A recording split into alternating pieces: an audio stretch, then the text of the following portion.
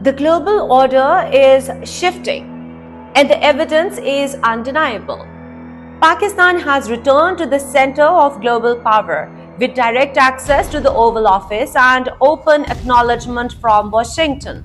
At the same time, India's claim of being the world's largest democracy is under serious international scrutiny. Bangladesh has accused India of sheltering the killers of Usman Hadi, and across the Muslim world, a unified response has emerged as Islamic countries jointly reject Israel's recognition of Somaliland. In today's vlog, we will break this down in four clear segments. Number one, Pakistan's strategic return on the global stage in 2025. Number two, India's growing crisis over minority rights and democratic credibility. Number three, Bangladesh's explosive revelations about India harboring accused killers. And lastly, number four, the united stand of Islamic countries against Israel's move on Somaliland. This is not opinion, this is documented global reality. Subscribe so you do not miss what's happening across the globe.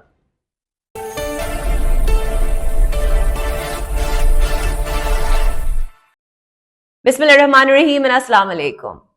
Firstly, Pakistan's strategic return in 2025. Direct access to the Oval Office, a visible shift in the White House's tone, and Donald Trump publicly thanking Pakistan during his address to the US Congress for practical cooperation against terrorism did not happen by chance. Pakistan's diplomacy changed Washington's outlook. The nomination of Trump for the Nobel Prize remained a symbolic diplomatic move, while real trust was built through results rather than statements. Pakistan delivered outcomes, and that credibility reshaped its global standing. The question is, how Pakistan's strategic return became possible in 2025. Credible international journals and serious global analysts once again placed Pakistan at the center of attention. The world acknowledged that Pakistan could not be sidelined in matters of regional stability, counter-terrorism, and strategic balance. Our very own Field Marshal General Syed Asim Munir played on the front foot for Pakistan on both military and diplomatic fronts. His approach projected clarity, confidence, and resolve. This was assertive, calculated, and result-driven engagement. Britain's The Telegraph recognized this shift, noting that despite the cold attitude towards Trump's first term, Pakistan rebuilt a strong position in Washington. Even amid intense Indian lobbying, Pakistan gained clear diplomatic advantage. Direct access to Pakistan's Prime Minister and Field Marshal General Syed Asim Munir to the Oval Office became the defining symbol of Pakistan's restored strategic relevance. And now we shall discuss India's democratic claims under global scrutiny. India, which presents itself as the world's largest democracy, is contradicting its own constitutional claims. International organizations warn that India is rapidly becoming unsafe for minorities. Rising violence, discriminatory laws, and state silence raise serious questions about India's secular identity. Religious freedom is increasingly under threat due to Hindu nationalism. According to International Christian Concern, since the BJP came to power, Hindu nationalism has received state patronage. Christian and Muslim minorities have become direct targets. In 2014 alone, 144 incidents of religious violence were recorded. By 2022, the number crossed 600, with the same trend continuing through 23 to 2024. In at least 12 Indian states, so-called anti-conversion laws have become tools to suppress religious freedom. Uttar Pradesh, Madhya Pradesh, and Chhattisgarh face alarming conditions.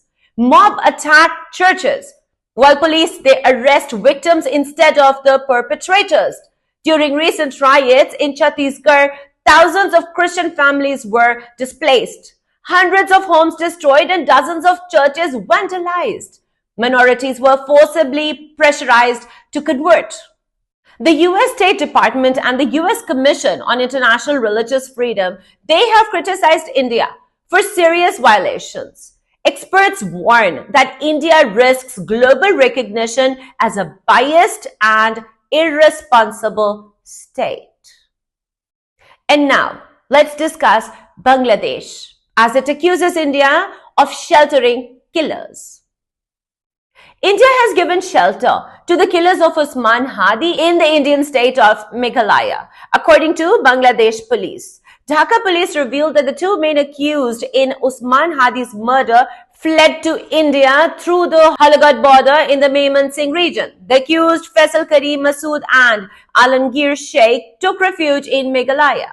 Police stated that the murder was carried out through deliberate planning. 11 individuals have been arrested, including those who helped the shooters escape to India.